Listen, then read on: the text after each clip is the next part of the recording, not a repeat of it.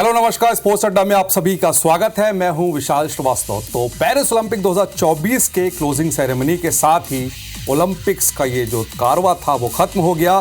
Closing ceremony की शुरुआत France के नेशनल एंथम के साथ हुई, क्योंकि फ्रांस में ये आयोजन हो रहा था और अमेरिका के नेशनल एंथम के साथ इसका समापन हुआ। ओलंपिक की क्लोजिंग सेरेमनी में हॉलीवुड एक्टर टॉम क्रूज और अमेरिकन रैपर स्नूप डॉग, बहुत फेमस है, वो थे। फिनिक्स बैंड और सिंगर बिली एलिन ने भी परफॉर्मेंस दिया। भारत के लिए 2 मेडल जीतने वाली शूटर मनु भाकर और ब्रॉन्ज मेडल विनर जो है हॉकी टीम के गोलकीपर पीआर सिजेश ने क्लोजिंग सेरेमनी में तिरंगा थामा हुआ था और तिरंगा लहराया उन्होंने। तो अंत हुआ, देखिए 26 तारीख से शुरुआत हुई थी, 26 जुलाई से, और 11 अगस्त को क्लोजिंग सेरेमनी हुई। टॉम क्रूज भी पहुंचे हुए थे और तूफानी माहौल था, जबरदस्त माहौल था, और जो समापन की हम उम्मीद कर रहे थे वैसे ही हुआ। शुरुआत भी गजब की हुई थी और समापन भी शानदार रहा।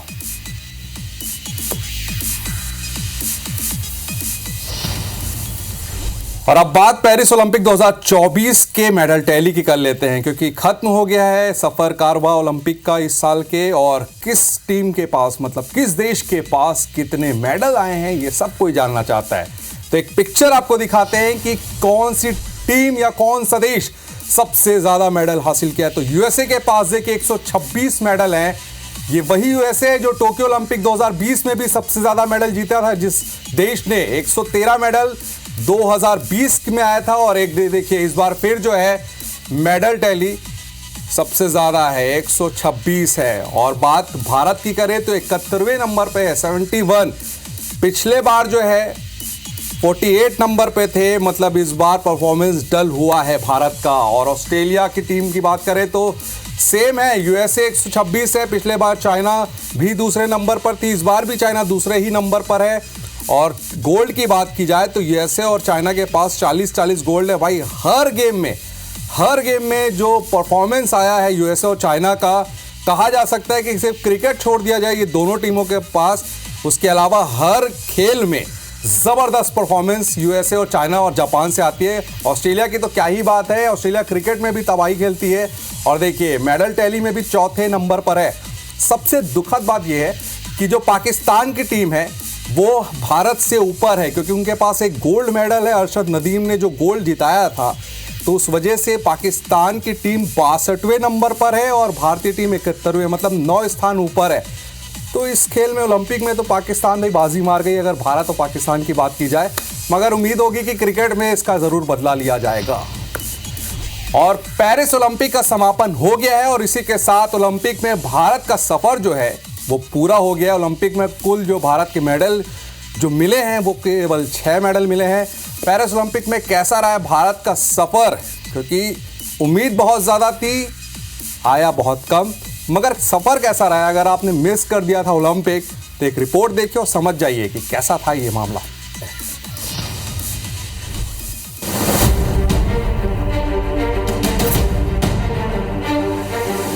क्लोजिंग सेरेमनी के साथ पेरिस ओलंपिक का सफर पूरा हो गया।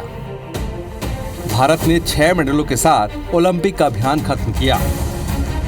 टोक्यो ओलंपिक के मुकाबले पेरिस ओलंपिक में भारत की परफॉर्मेंस अच्छी नहीं रही। टोक्यो में भारत ने 1 गोल्ड समेत 6 मेडल जीते थे, लेकिन पेरिस ओलंपिक में भारत को गोल्ड मेडल जीतने में कामयाबी नहीं मिली। खेलों के महाकुंभ में भारत की ओर से 117 एथलीटों के दल ने कम्पीट किया। पेरिस ओलंपिक में शूटर मनु भाकर ने ब्रॉन्ज मेडल जीतकर इतिहास रच दिया। मनु शूटिंग में मेडल जीतने वाली पहली भारतीय महिला खिलाड़ी हैं। भारत की ओर से नीरज चोपड़ा ने जेवलिन थ्रो में सिल्वर, मनु भाकर, स्वप्निल सुसाले और सरबजोत सिंह ने शूटिंग, तो अमन सहरावत ने कुश्ती में ब्रॉन्ज मेडल जीता। भारत को सबसे बड़ा झटका उस वक्त लगा जब पहलवान विनेश फोगाट गोल्ड मेडल के सबसे करीब पहुंचकर डिस्क्वालीफाई होने की वजह से ओलंपिक से बाहर हो गई। हालांकि विनेश ने court of arbitration for sports में अपील की है, जिस पर 13 अगस्त को फैसला आ सकता है। विनेश जहां फाइनल में पहुंचकर भी मेडल से महरूम रही, वहीं बैडमिंटन और वेट लिफ्टिंग में भारत को निराशा हाथ लगी। स्टार शटलर पीवी सिंधु से गोल्ड की उम्मीद थी, लेकिन वे राउंड ऑफ 16 में हारकर ओलंपिक से बाहर हो गए। वहीं लक्ष्य सेन ब्रॉन्ज मेडल मैच में हार गए।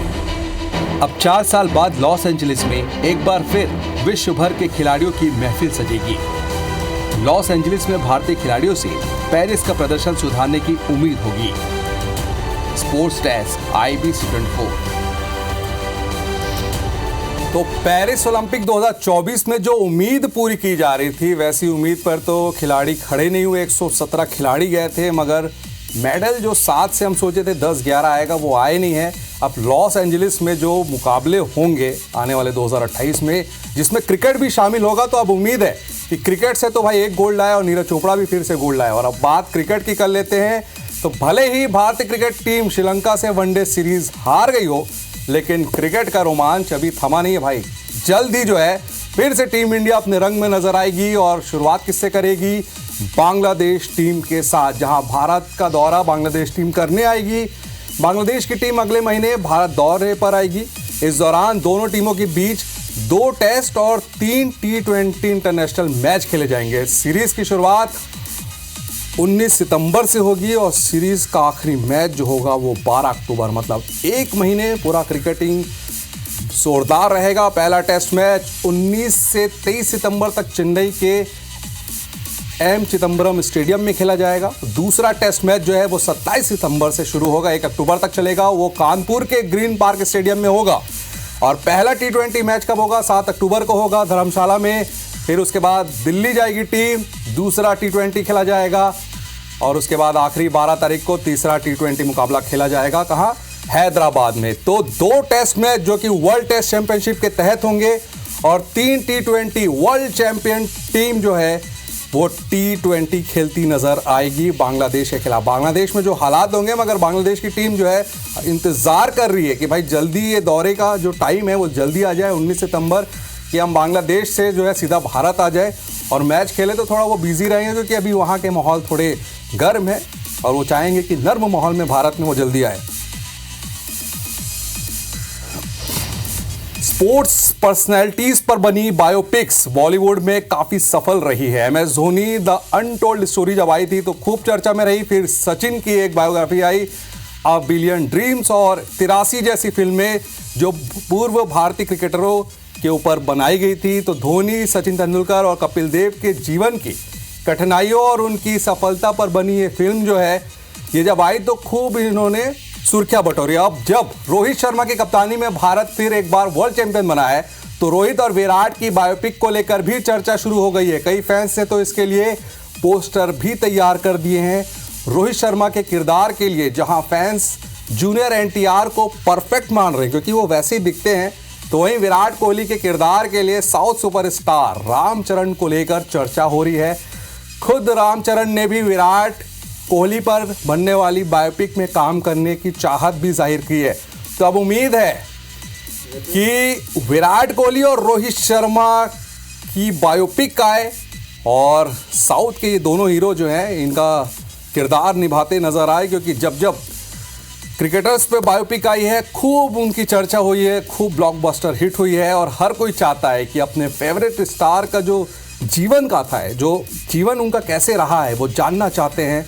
तो इंतज़ार रहेगा सभी को, हमें भी इंतज़ार रहेगा। और जब भी अनाउंसमेंट होगा कि इनकी मूवी का ये डेट है, ये फिक्स हो गया है, सबसे पहले हम बताएंगे आपको।